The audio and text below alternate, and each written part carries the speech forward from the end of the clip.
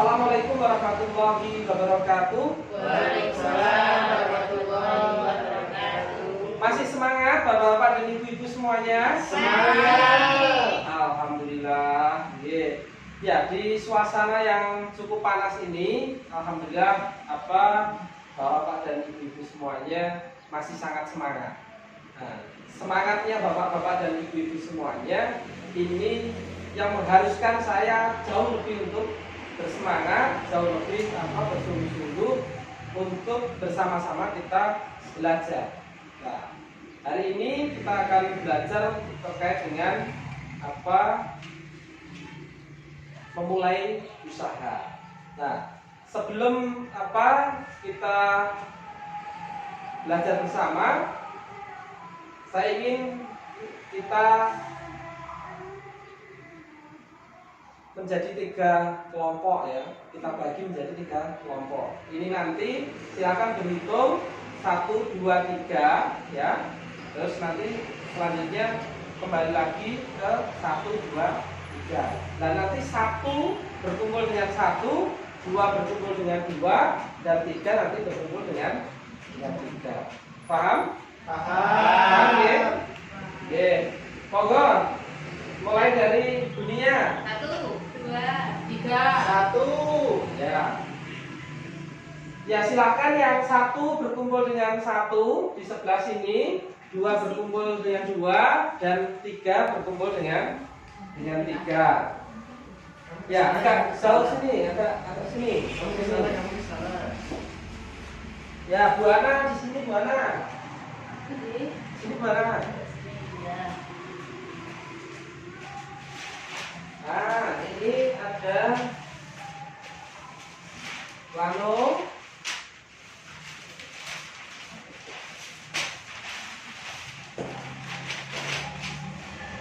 Ya, sudah dapat kertas, plano dan 1 spidol ya? Ya.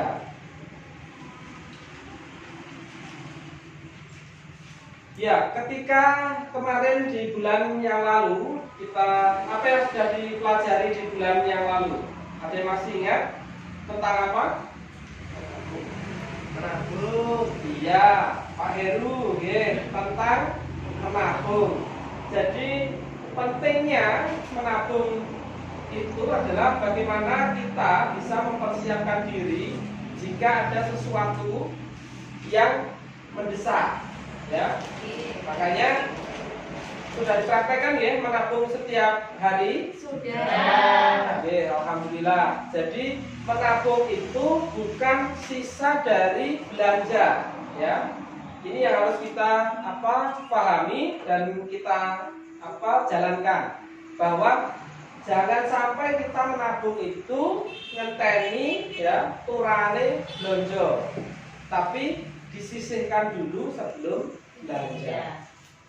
Ya, kalau misalkan sehari misalkan diberi uang oleh suaminya, misalkan Bu Dia dikasih uang oleh suaminya 30.000 untuk belanja. Nah, dari 30.000 itu harus disisihkan berapa dulu, misalkan 2.000 atau 3.000 untuk ditabung dulu, baru sisanya itu untuk belanja keperluan rumah tangga. Kenapa kok begitu?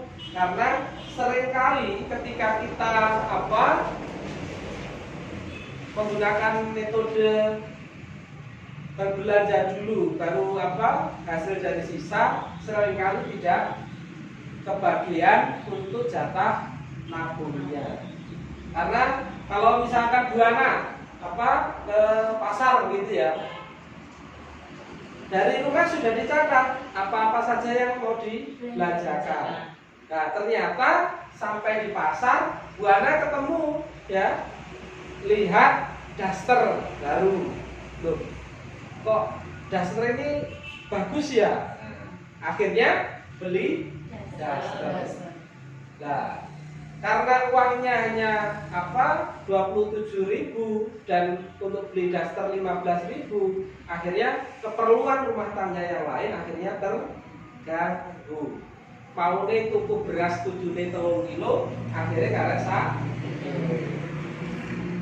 kudune tuku apa gambang setengah kilo kari seperempat kilo. Nah, ini pentingnya kita menabung terlebih dahulu sebelum dibelanjakan.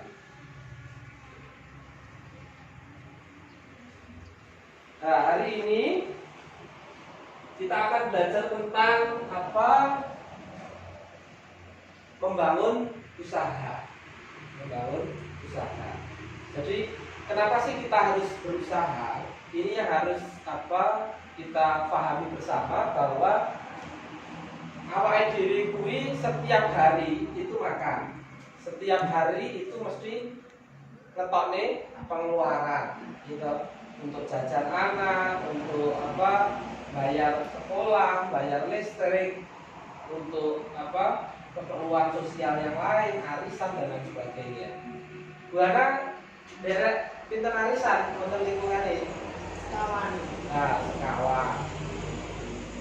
Mbak Puji? 4. Pak Heru pinten Pak Heru? 9. Masya Allah. Nah, keperluan sosial itu sudah harus direncanakan. Nah, ini ada poster ya, ada poster. Mari kita baca bersama-sama dulu. Bu Ana, ini apa tulisannya Bu Ana? Ayo bangun usaha yang langgeng untuk menambah pendapatan. Ya, ayo bangun usaha yang langgeng untuk menambah pendapatan. Ya, kenapa kita sekali lagi kenapa kita harus punya usaha? Karena memang kebutuhan sehari-hari kita, kebutuhan hidup kita itu ke depan semakin banyak. Kalau kita tidak memiliki usaha, maka bisa jadi pendapatan kita itu tidak akan seimbang dengan pengeluaran. Kalau pendapatan sudah tidak seimbang dengan pengeluaran, maka nanti akan terjadi apa? Gali lubang untuk lubang. Nah, kalau terus-terusan seperti itu, nanti akan tenggelam dalam hutang. Kata nggih? Nah, makanya ayo kita memulai usaha. Nah, di dalam apa proses membuat usaha atau membangun usaha itu, yang perlu kita perhatikan adalah, nah ini, monggo dibaca Pak Heru. Cari, kembangkan, dan pertimbangkan kelayakan ide usaha. Ya, cari, kembangkan, dan pertimbangkan kelayakan usaha. Jadi, bagaimana cara kita mencari idenya? Sangat banyak, ya. Bisa lihat TV, bisa lihat apa internet, bisa apa kita lihat di sekeliling kita ada potensi apa. Nah, kalau misalkan di sini ini dekat pasar, maka bisa jadi kita akan jualan. Kita akan membangun toko misalkan. Nah, inilah apa mencari dan mempertimbangkan kelayakan usaha itu harus dilihat dari satu tempat. Yang kedua dilihat dari apa kita itu punya apa, punya hobi apa, kita itu punya kesenangan apa, kita itu punya kecenderungan kemana.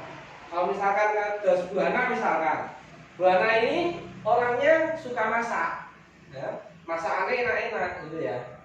Nah, maka sangat mungkin Bu Ana ini nanti karena ini dekat pasar, maka membuat warung. Nah, beda lagi misalkan dengan apa Bunia. Nah, Bunia itu apa kesehariannya senangnya dodolan. Nah, ini mungkin nanti bisa mengembangkan usaha jualan gitu ya. Yang kedua, Mbak Dia, dibaca Mbak Dia. Susun rencana usaha dengan matang. Nah, kalau sudah ketemu idenya, ya, sudah apa dipertimbangkan dengan matang bahwa ini loh yang akan kita pilih sebagai usaha kita itu, maka perlu disusun rencana usaha. Nah, rencana usaha itu seperti apa? Ya bagaimana nanti kita mengawalinya, konsepnya seperti apa dan lain sebagainya, ini harus disusun secara matang. Jangan sampai nanti ya kisah dari Bu Lili yang jualan ikan di pasar itu terulang kembali di usaha kita. Kegagalan Bu Lili itu biar itu menjadi pelajaran bagi kita semuanya, agar sebelum memulai usaha harus direncanakan secara matang. Ngoten nggih? Nggih. Nah, niki Pak Heru. Tadi Pak Heru sudah nggih? Bu Ana. Yang ketiga ini apa Bu Ana? Pantau kondisi keuangan usaha secara rutin. Ya, pantau kondisi keuangan usaha secara rutin. Dan kenapa ini penting memantau kondisi keuangan usaha ini? Jadi kalau misalkan kita punya usaha, satu yang harus kita lakukan adalah melakukan pembukuan. Nyapa kok dadak gaya pembukuan? Karena dengan pembukuan itu satu kita bisa disiplin. Ya, disiplin mau mengeluarkan uang, disiplin untuk tepat waktu dan lain sebagainya. Nah, keuangan usaha ini harus dipantau. Kira-kira ya minggu ini dengan minggu kemarin itu seperti apa gambarannya, progresnya, apakah naik ataukah turun. Kalau misalkan dilihat dari bulan ini dan bulan kemarin ini seperti apa.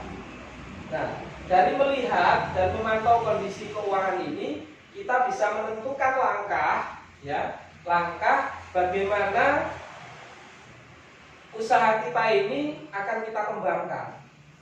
Jadi kalau sudah tahu kondisinya, oh ternyata sing rame itu dagangan, ya misalkan kita toko gitu, dagangannya adalah misalkan toko mainan. Nah, maka ya ini nanti kita bisa menerapkan strategi ya, mainannya itu yang harus diperbanyak. Nah, sama dengan Bu Ana misalkan yang jualan makanan, sing disenengi para pelanggan ki apa? Nah, misalkan Mas Heru senengane rica-rica dan ini banyak disukai oleh para pelanggan, ya rica-ricanya ini yang stoknya harus diperbanyak. Begitu ya? Bisa dipahami? Bisa. Nah, nanti kalau saya mengatakan uang tidak cukup, maka kita jawab bersama dengan buka usaha yuk, gitu ya.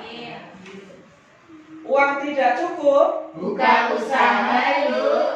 iya. Sekali lagi, jika uang tidak cukup, Buka usaha yuk. ya tepuk tangan untuk